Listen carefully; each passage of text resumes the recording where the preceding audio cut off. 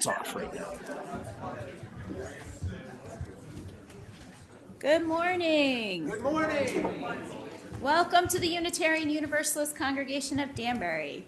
My name is Darlene Anderson Alexander, and my pronouns are she, her.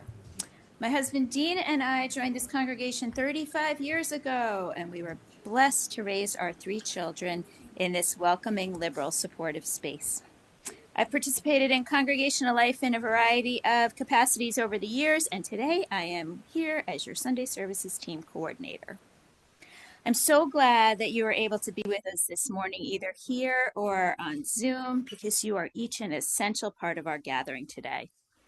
Whether this is your first or your 1000th Sunday in our midst, we are stronger because you are with us. Together we create this community.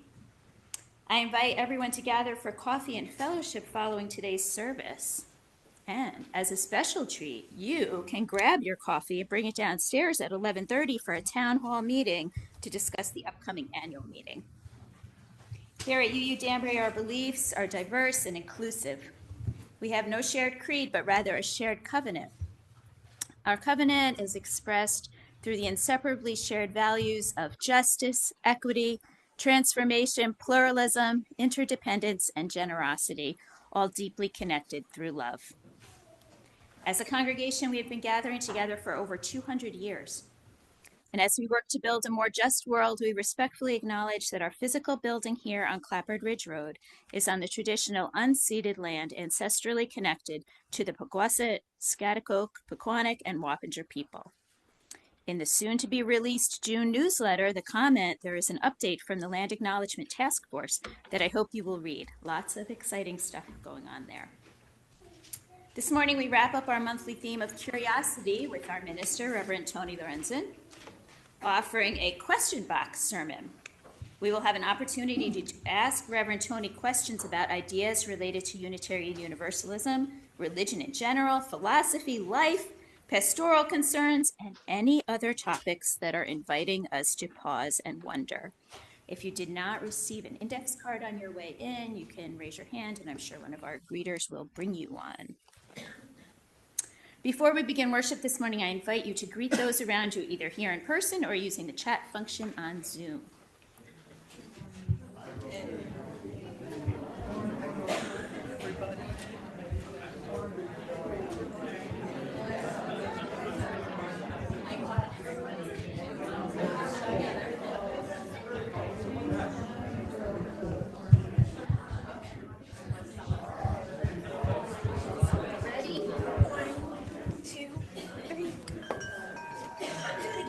Do it again. Oh, yeah. Thank you, Zelda. We have some announcements this morning, many of which are in your order of service.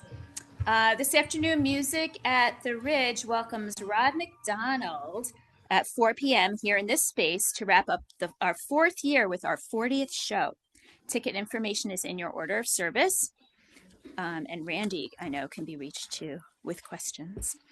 Thank you to those folks who have come forward to lead summer services this year. We still have some open Sundays, so please speak to Reverend Tony if you have something that you would like to share or a gathering that you would like to coordinate. Following the Sunday service on June 14th, Reverend Tony will facilitate a congregational conversation about the arrangement of the fellowship hall for Sunday services. This conversation will seek to get a sense of what people prefer for the usual weekly setup of the fellowship hall, what the backup plan will be if we find ourselves needing to maximize space, and what would cause us to move forward with plans for either 2 services on Sunday and or expanding our building. That's all exciting. This is an important time change for the announcement in your order of service regarding this Tuesday's town hall meeting to discuss the annual meeting. That meeting will begin at 6:30. If you read and follow your order of service, you will be late. Don't do it. Come at 6:30. And you can see Margaret Henderson if you have questions about that. There are other announcements in the order of service, so please give those a look. And also we have our weekly email, our monthly comment, and the events calendar on our website that is filled with information about upcoming events. So again, welcome. I'd like to invite Sterling to come on up. We make this time and this place holy simply by being together with each other. And we begin by lighting the flaming chalice, the symbol of our Unitarian Universalist tradition. So please join me in reciting today's chalice lighting words written by Michelle Collins. They're in your order of service and displayed. Thank you. This flame is for the questions that follow us home, the ones that refuse to settle, that sit beside us at night. Not every riddle is meant to be solved. Let's open a space where not knowing is allowed to breathe. As I mentioned earlier, Unitarian Universalists have no creed or dogma. It is our covenant, our promises with each other about how we practice love and community that binds us. Let us affirm our covenant now by saying the words displayed above and in your order of service. Love is the spirit of this congregation, and justice is its light. This is our covenant, to dwell together in peace, to seek and speak the truth in love, to help one another and celebrate life. Now I invite you to rise in body and or spirit and join together in singing our hymn of welcome, Gather the Spirit. It's number 347 in the great hymnal and on the screens.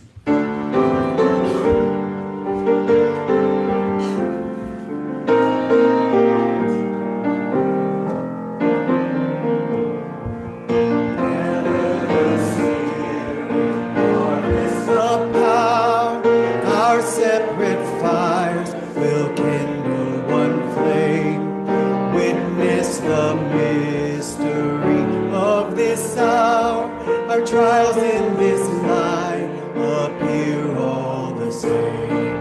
Gather in peace, gather in thanks, gather in sympathy now and then. Gather in hope, compassion and strength. Gather to celebrate once again. Gather the Spirit of heart and mind, seeds for the sowing are laid in store, nurtured in love and conscience refined, with body and spirit united once more. Gather in peace, gather in thanks, gather in sympathy now and then. Passion and strength, gather to celebrate once again. Gather the Spirit, growing in all, drawn by the moon and fed by the sun. Winter to spring, and summer to fall, the numbers of life resounding as one. Gather in peace, gather in thanks, gather in sympathy now and then. Gather in hope, compassion and strength. Gather to celebrate once again. Please be seated. And please join me in our children's affirmation. We are Unitarian Universalists. We are people with open minds, loving hearts, and helping hands. We care for the earth and each other.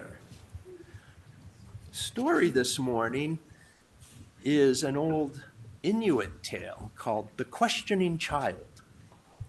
Once, in a very small village, where the people lived very close together like friendly neighbors, there lived a child named Mina who loved to ask why about everything.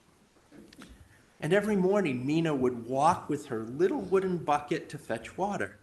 And one day she stopped and watched the sunlight slip across the water and asked, "Why is the water shiny?" there was a woman there also gathering water, and she said, well, it's just the sun saying hello through the water. Well, why does the sun want to say hello? Mina asked. Well, it likes to be friendly and it loves to see its reflection in the water, said the woman, and they both went on gathering their water. Mina asked a lot of questions. Some people smiled at Mina when she asked questions. Some people answered very quickly. Some laughed, and some had to say they did not know the answer to her questions. And whenever an answer came from someone that sounded like the beginning of a story, Mina would start to ask more questions, as if every question and every answer and every next question was like a step up a ladder to see something over the edge, and she wanted to see what was on the other side. One afternoon, Mina climbed the hill on the outskirts of the village to where the wise woman of the village lived. She grew herbs and told stories and waited on visitors who came to see her and ask her advice about things. Children liked her because she always listened to them, and sometimes she smelled like flowers or cinnamon and other wonderful things. Mina found her sitting and swaying gently. Why do you rock? Asked Mina. Just to keep my hands warm, the wise woman said. Why do you have to keep your hands warm? Asked Mina. So I can turn the pages of books and sew small things, the wise woman answered. Why do you have to turn pages and sew small things? Mina asked. To learn and to mend things when they're torn, the wise woman replied. Mina's questions always seemed a little small at first, about the sun or about bread or about turning pages. But they always kept growing taller, like the sunflowers in the wise woman's garden. Finally, Mina gathered herself up and asked a question she had been waiting to ask for a long time. Why do people stop asking questions when they get older? She asked the wise woman. And the wise woman smiled at her, put down her knitting, and pointed to her garden. See the plant there? Mina nodded. Yeah, the sunflowers are taller than my head. Well, the seed is really small, the wise woman said, and it pushes toward the light. It keeps stretching and reaching for the sun. Why are you warm? Why are you so bright? Why do you turn pages? It's the asking that makes us grow. People are like that seed. Some never stop stretching and reaching for the light. And some stop because they think they already know enough. And then they stop asking about more. Why would anyone think they know enough? Asked Mina. Because knowing can feel like a warm blanket, the wise woman said. It feels like you're safe. But when the blanket's too heavy, it can also keep us from moving about freely. And sometimes when people get older, they like to be comfortable more than they like to find the answers to their questions. Is it wrong to be comfortable? Mina asked. Oh, no, child, not wrong. But if you want to find out new things, questions are always the path. Mina thought about the wise woman. She thought about the people she asked questions of in the village. She thought about the sun saying hello and pages turning and roosters making noise in the morning and yeast dancing in the bread and stars swirling throughout the night. And every question she answered seemed to have been a tiny door that opened into more questions. How am I going to know which questions are the most important? Mina asked the wise woman. You ask the questions, said the wise woman, that make your heart tug. Ask the ones that wake you up, that feel like pulling a thread until a whole sweater unravels. Begin with the small questions. Listen to the answers like you are gathering crumbs off the ground to follow a trail. Mina stood, the wise woman's words settling in her heart like seeds. She thanked the wise woman and walked home as the sky turned orange. Along the way, she thought of more questions. Questions about the moon, about the barking dog she heard, about the wind that raced around and blew her hair about. And as she went about her life, she kept asking questions, and some people answered and some people didn't know. And some just watched her with surprise, as if she were showing them a new way to see the world. Many, many, many, many, many, many, many years later, Mina was not a child in the village, but she was the wise woman of the village. She had a little box of answers to questions she kept in her home. And she went through them every now and then. When children came to ask her questions, she would say, "If you want to know, ask like a seed, push toward the light. Listen like you're collecting crumbs to find your way. Follow the crumbs and the answers to more questions. When people answer, keep the questions soft and kind. Never hide your questions away because you want to be comfortable." Children listened the way plants do when they feel the rain, sensitive, thirsty, hungry. And in the village, questions became like little lights, one after another, some bright, some sudden, some slow burning like a candle.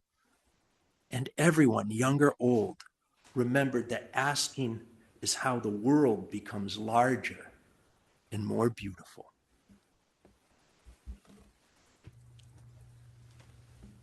This time we invite everyone who would like to go downstairs to our children's program. Are they going with Heather this morning?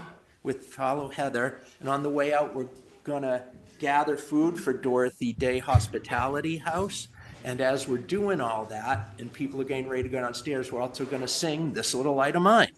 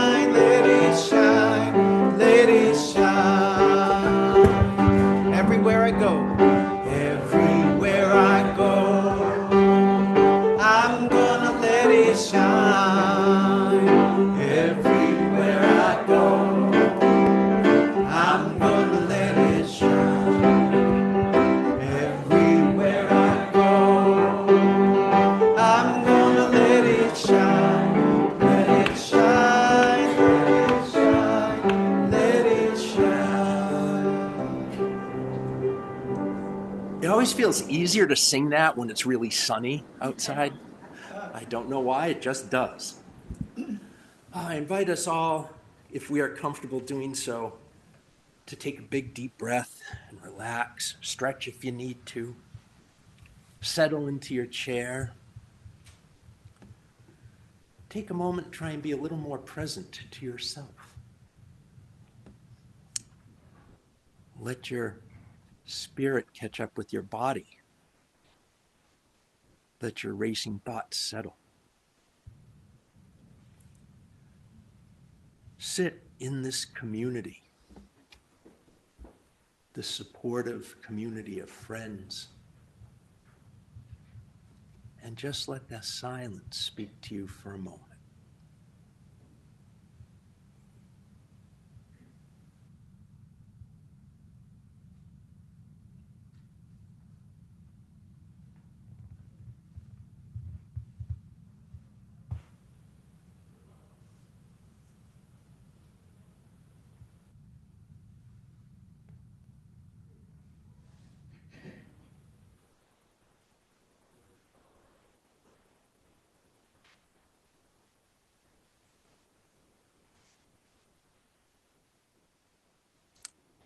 John O'Donohue writes, "Awaken to the mystery of being here and enter into the quiet immensity of your own presence. Have joy and peace in the temple of your senses. Receive encouragement when new frontiers beckon. Respond to the call of your gifts and the courage to follow that path. Let the flame of anger free you of all falsity. May warmth of heart keep your presence aflame. May anxiety never linger about you. May your outer dignity mirror an inner dignity of your soul. Take the time to celebrate quiet miracles that of themselves seek no attention from anyone. Be consoled in the secret symmetry of your own soul. May you experience each day as a sacred gift woven around the heart of wonder." Sharing milestones of our lives with each other on Sundays is one of the ways that we move through the seasons of our lives together. It's one of the ways that we do make ourselves present, not only to the great sense of wonder in ourselves, but to that great wonder which is the lives of our friends and community. So I invite those of you who wish to silently acknowledge a milestone to come forward and place a stone in the water. And if you would like one of us to place a stone for you, just give me a wave and I can do that.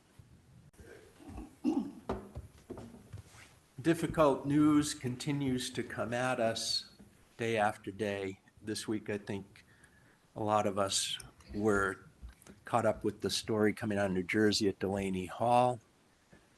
And this hasn't been up front in the news like this in a couple weeks. Just know that it never stops. This is always going on. It's going on here in Danbury. We're working with Danbury Nights for Immigrants every day. There are incredible volunteers meeting with parents of infants who have been taken by ICE, helping them get what they need. There are people taking care of transportation issues and connecting people to where their people are in the system. There's all kinds of work being done. Because we don't see it, the problems are still going on. But even though you may not see it, please know that the resistance is going on and helping those in need continues to go on. And for that, we give thanks. And for all the things that have been shared and all the milestones that have been presented this morning, I invite us all to sing "There Is a Love" in recognition of all of them.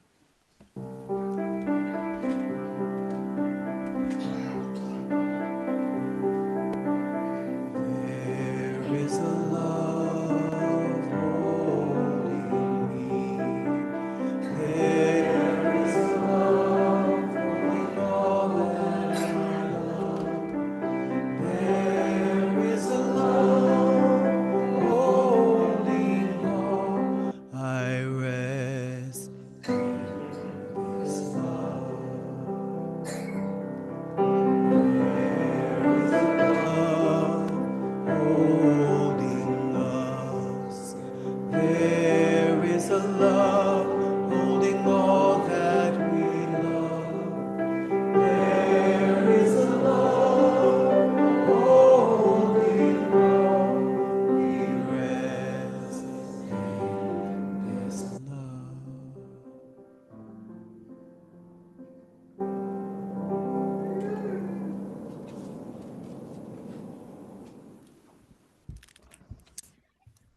So this morning, instead of a sermon, Reverend Tony, as I mentioned, will respond to questions. If you have a question you'd like to ask, please use the index card that you probably were given on your way in, and write it down as legibly as possible. During the offering, we will collect the question cards and do a quick sort, grouping like questions together so that Reverend Tony might answer as many as possible. And when the ushers come around to collect the offering, Reverend Tony and I will come around collecting questions.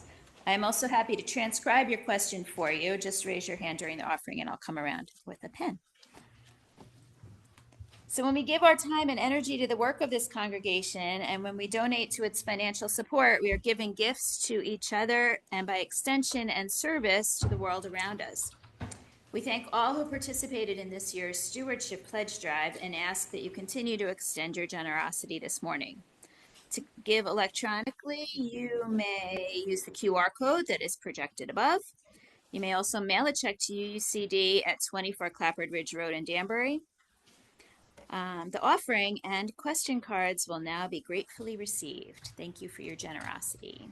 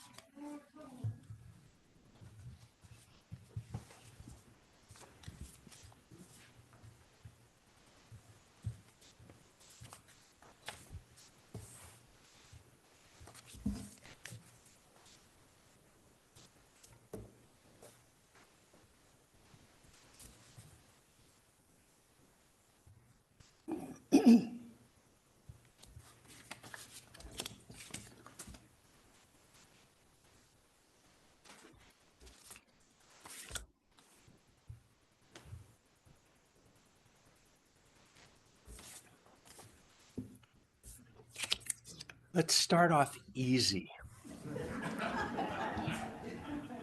Why do we have monthly themes?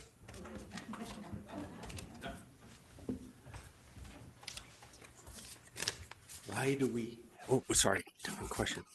We have monthly themes because it's a way to organize Sundays and deepen educational enrichment experience. They are a way to take deep dives into topics, especially when themes recur again. There are lots of religious traditions that have a set order of things they do week by week. You know, in Jewish communities, you'll get the Torah read over the course of a year. In Christian churches, most of them anyway, you'll get a selection of readings from the Jewish scriptures and the Christian scriptures arranged in a 3-year cycle. My wife's an Episcopalian. At her church, she reads a selection of readings in a 3-year cycle, and they repeat every 3 years. What the themes give us a chance to do is to take a little bit of a deep dive into things related to parts of our tradition and our values. That's pretty much why, according to me anyway.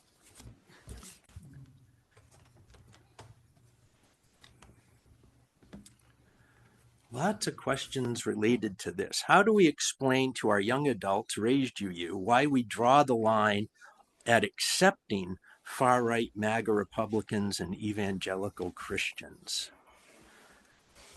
If a loved one, I'm going to do a couple questions that all relate to each other here, has estranged themselves, what are some suggestions to reconnect? How do I get people to care about others? How do we talk with people who have a completely different worldview? I think a lot of us wonder about all of these on a regular basis. Why we draw lines.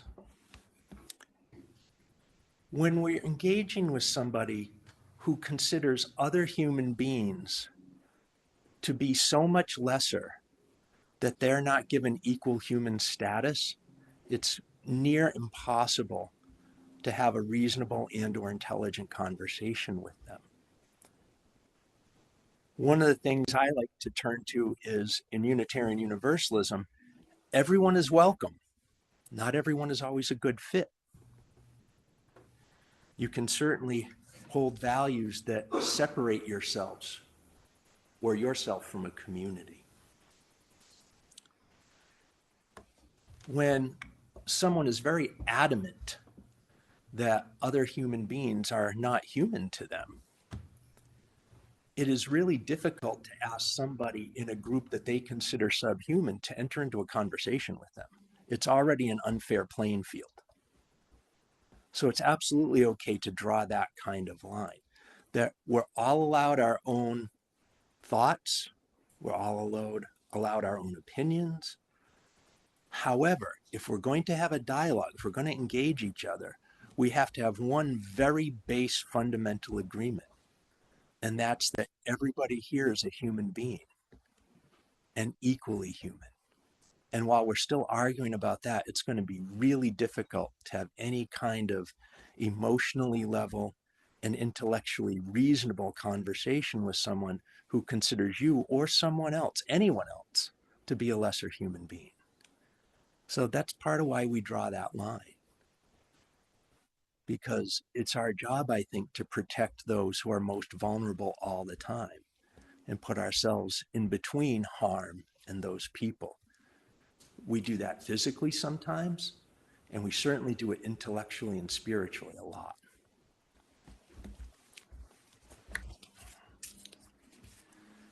It's really difficult to deal with people who are estranged. And I think it's something everyone goes through at some point in their life, dealing with someone in their life who is not connected anymore. Sometimes for very legitimate reasons, sometimes for very emotional reasons that came out in anger, and sometimes you can't even remember why you don't talk to somebody anymore or what the original conflict was about. I'm a big believer in two things. I'm a big believer in forgiveness. And I'm a big believer that forgiveness does not mean saying something that was done to you or anybody else is okay. The forgiveness helps heal you, not give license to that the wrong someone else did was all right. And I think that's one of the hardest things each of us has to weigh is what relationship at what point is valuable enough to make yourself vulnerable to risk forgiveness and to risk acceptance. And at some point, the only way we connect with each other is to communicate directly to one another. It's one of the most painful things in life when we are disconnected to the extent that we have no contact. For some people, it's also one of the best things in life because some people they may have had in their life, being in contact with them is not only painful, but dangerous to them physically or emotionally or both. It's a really hard line.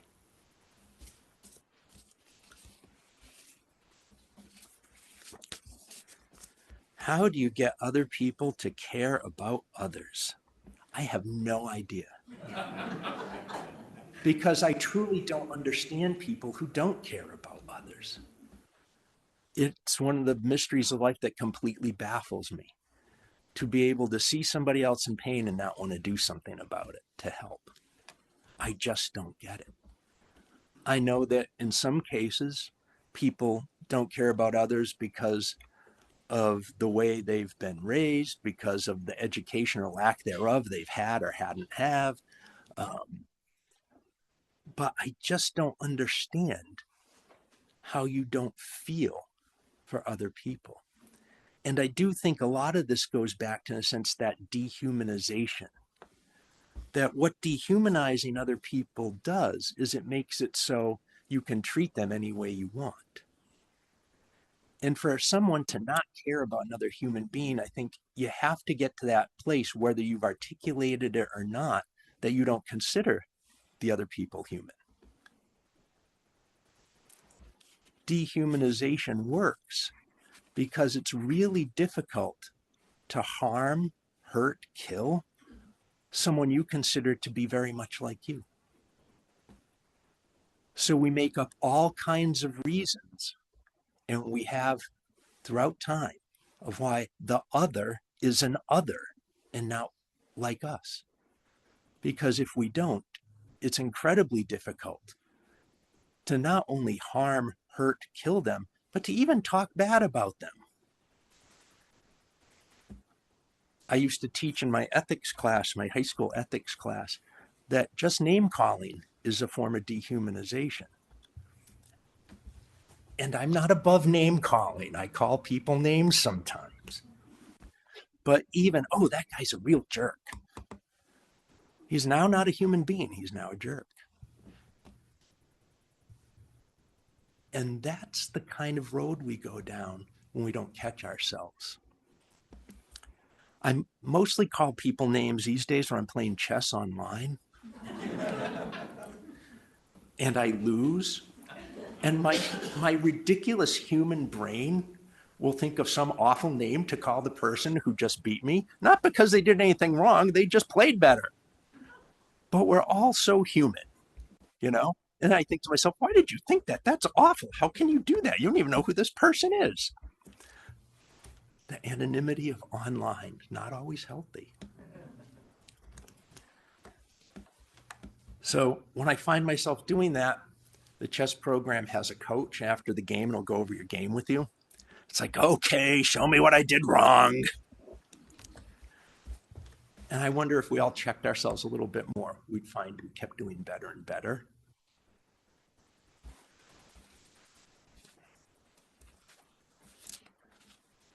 What is the afterlife like?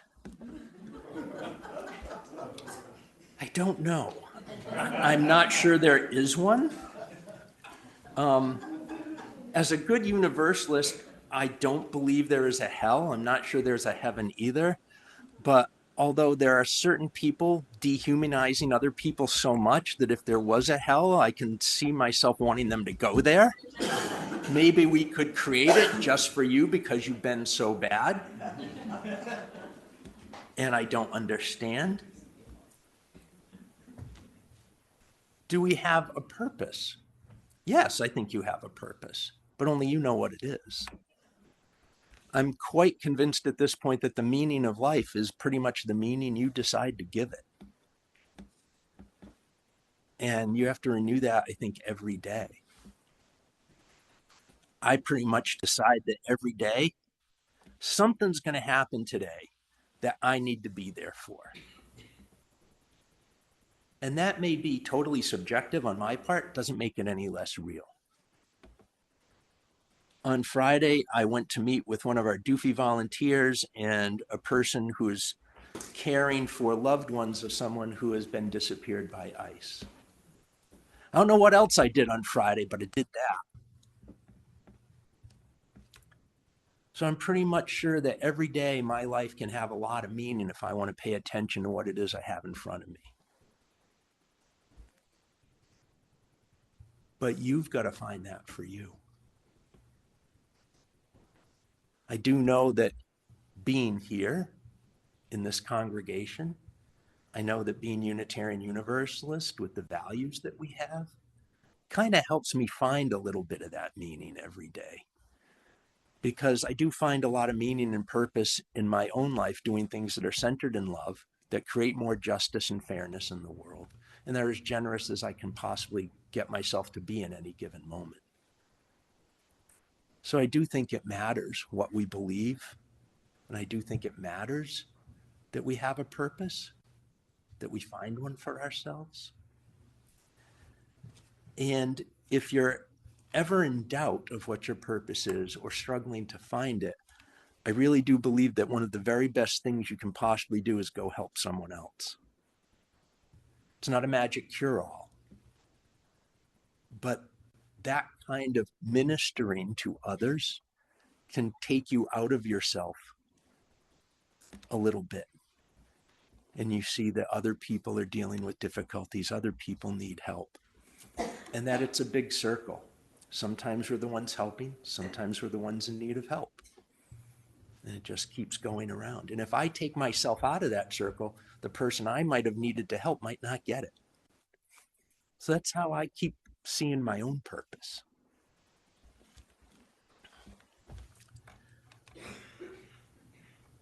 Will we be renewed? Free? Yes. And then the next day you'll feel like you're not. And I'm really serious about that because it's just a lot of cycles, this life. I don't think you're ever completely free, gone, and clear, and everything's paradise. I think there's always something to do. This is one of my important philosophical values. There's always something more to learn, always something more to discover. And I do think, like the story we heard this morning, once we think we know enough, God forbid know it all, we're in big trouble. So don't worry that you're not feeling that complete sense of freedom. It's going to come and it's going to fade again. I think that's just the way it rolls. This is one of my favorites. Where do we draw the line about speaking politics from the pulpit and living our values? I never talk about politics from the pulpit. I do talk about values pretty consistently, though. There's no such thing as non-political religion. There's no such thing as being non-political. To claim to be non-political is the absolute epitome, top shelf of privilege. That what happens in the world has no bearing on you whatsoever, that you don't care what goes on. How dare you? This one gets me, can you tell? Because there's a lot of people going around right now saying, shouldn't mix politics and religion. My wife gets this a lot. My wife tells him, I don't do politics, but I do morals. And putting people in concentration camps is immoral. Disappearing people without due process of law is immoral. And I will talk about that anytime, any place, with anyone. We don't talk about politics from the pulpit. Our big line is we're not supposed to talk about endorsing or working against candidates or political parties. I think you'd be hard-pressed to find just about any non-completely far-right fundamentalist minister of any kind doing that. But you will find a lot of people talking about issues and about people's character. I can say I think Donald Trump is an evil man. That's not a political statement, that's a moral one. This is a known sexual predator, somebody who commits a sexual assault, somebody who's obviously been involved in harming children. I got no problem with that. I hope that talking about that lets you know what I feel about the politics of it without me saying, vote for people or don't vote for people. I think as Unitarian Universalists with the values we have, that it is incumbent upon us to talk about morality and values a lot, especially these days. I do know one thing for certain, however the times we're living in end, when they're done, you won't be able to look at me and say it was partly my fault if something bad happened with it all. Because I couldn't live with myself that way. There are religious brothers and sisters and siblings today in New Jersey at Delaney Hall, risking their own personal safety because people inside are being tortured, literally to death. This is the world we live in. And we have a choice. We can face that world with as much courage as we can muster, or we can look away. And history's full of examples of what happens when we decide to look away. And I refuse. I hope that answers that question.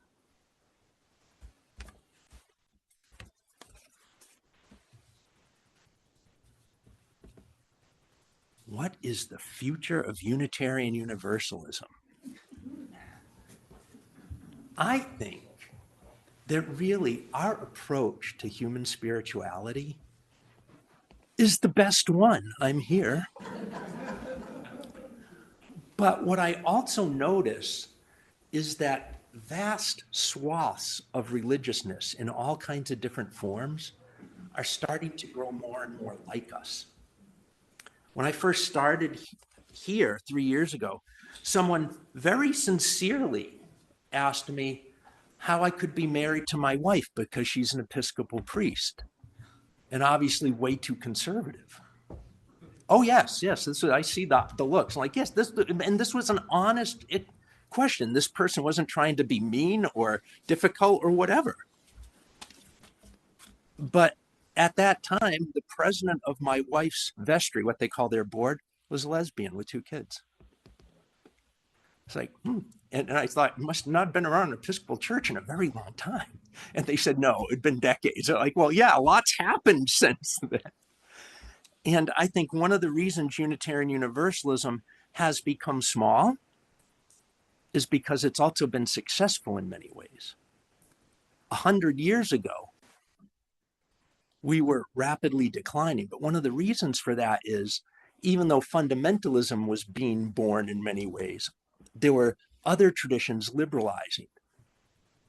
As the 20th century went on, fewer and fewer people had to stop being Presbyterians and Methodists and Congregationalists and Episcopalians and Lutherans because of their more liberal theology. Whereas at one time, all of those people would have found themselves drifting over to us as Unitarians or Universalists. So I do think that there is that. But I think that our approach of being inclusive of many different ways of looking at human spirituality is ultimately the way we have to go. That our congregations become, in a very real sense, microcosms of the whole world around us. We've got to learn to live with people who are different and welcome everybody who might be different in any way. And even when wanting to do that, it is still difficult to have incredibly diverse congregations. It has to be done very intentionally.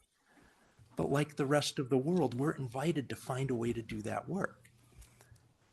And I see more and more religions, especially Christian denominations and certain segments of Judaism doing this, liberalizing, bringing people in, making their tradition accessible to the modern world.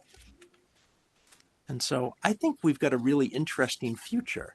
I don't know if it will mean Unitarian Universalism grows huge or just more people start to find their own religion reflecting Unitarian Universalism more and more. But either way, I think that's a win for us. Yes, I certainly believe in evil. I had a moral theology professor in graduate school who talked about this in terms of evil being the absence of even trying to figure out what's the right thing to do. And that resonates with me, that he was very big, this professor, into there. You got to make sure you have 2 different moral descriptors, good and evil. And that good is a matter of who you are at your core. What is your central motivation? And evil is having a completely warped, misplaced motivation. And that good and right are different things. That rightness is about how we think and how we act. And goodness is about who we are at our core. And this, in a sense, makes every single thing we do, every decision we make, a moral one. because everything we do affects who we are. And that affects how we act the next time. If I want the world to be a just world, it's on me to act justly as often as I can. And the more I do that, the more inclined I will be to be a person who acts justly. And the more I don't care about fairness or equity, the more I turn away and become someone who doesn't notice that I've become evil, that I don't care anymore, even figuring it all out. And my behavior and my thinking can be very harmful and destructive to people. I'm not sure I completely understand the nature of evil, but I believe in good and I believe in evil. I also believe in right and wrong, and I don't think they're exactly the same thing. That requires more time than we have this morning, but if people would like an ongoing adult education class, we can set one up for the fall. Related question, can someone abdicate their inherent worth and dignity through their actions? Yeah, I think in a way they can. And I think that's what starts to lead us toward evil. There's a lot of the best universalist theologians of the last couple decades are not Unitarian Universalists. They're Christians of different types who have discovered universalism in the 20th and 21st century. But one of them has a great statement about grace being an opt-out proposition. That whatever God is, whatever the divine is, you're in until you take yourself out. And I think that relates to this kind of thing, abdicating your own inherent worth and dignity. You can give up on it, but once you take it back, I think you're able to find it too, no matter what you've done and how bad it is. It doesn't excuse what you've done before. You can't say, oh, I'm forgiven and born again, all the murders I did don't count. It doesn't work that way. But for who you are, to have inherent worth and dignity, even with the wrong you've done, I think reclaiming that is possible. And that's why it's really hard to write anyone off completely, even if they're at the moment those people that it's not safe to engage in conversation with because they won't recognize other people as human. Once I give up on their ability to come back, I think we're lost. What gives me hope? You. Every day you get up and you keep trying. You could quit. You didn't have to get out of bed today. You didn't have to come here. You didn't have to commit to doing whatever it is you're going to do today or this week that is going to make this world a better place, make someone else's life a little better, easier, or more manageable. I do believe that we are each other's hope and that we are each other's light. I do believe that those words we say of covenant every week aren't just words on a screen. That we're here to hold each other to doing that as best we possibly can. And that's what gives me hope, that people keep showing up to try and do what's right, to try and love others, especially when they're unlovable. And that's what gives me hope. I believe in that love. I believe it's at the center of everything. And I believe it's in you.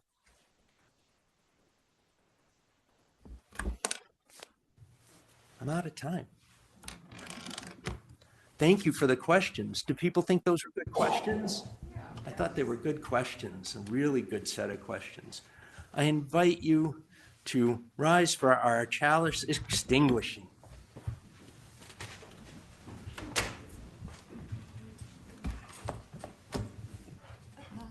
Please join me with the words printed on the wall there.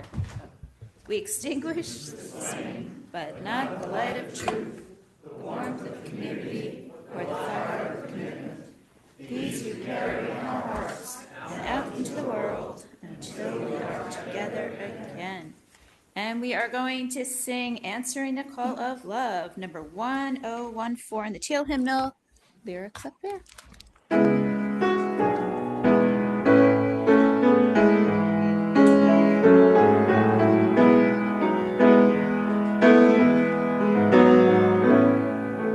Promise of the Spirit, faith, hope, and love abide.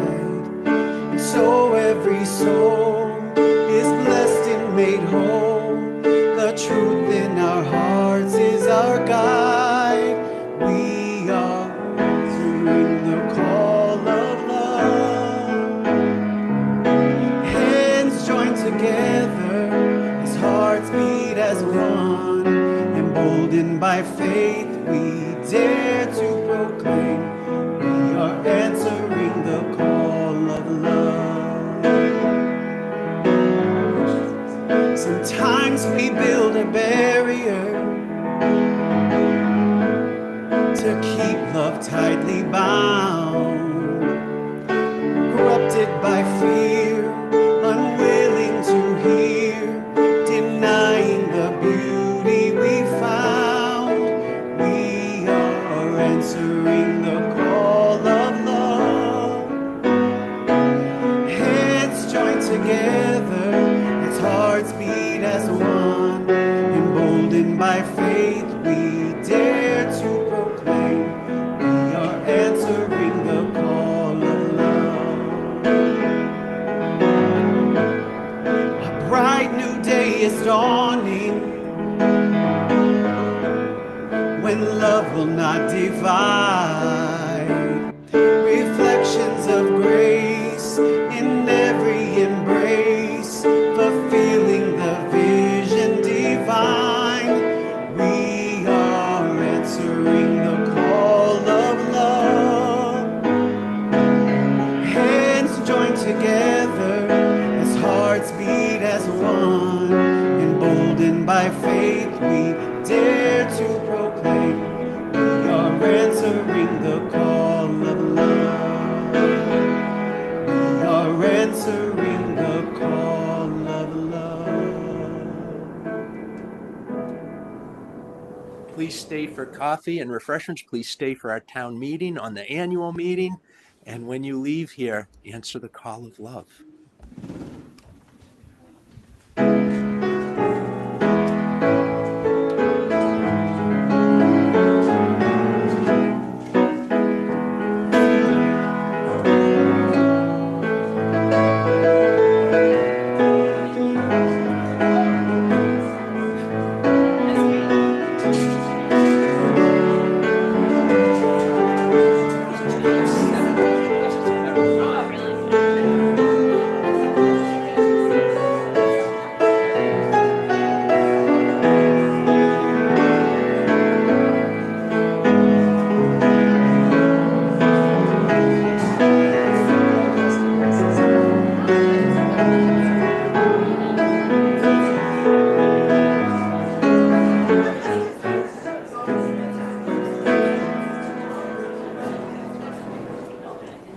Thanks, Jerry.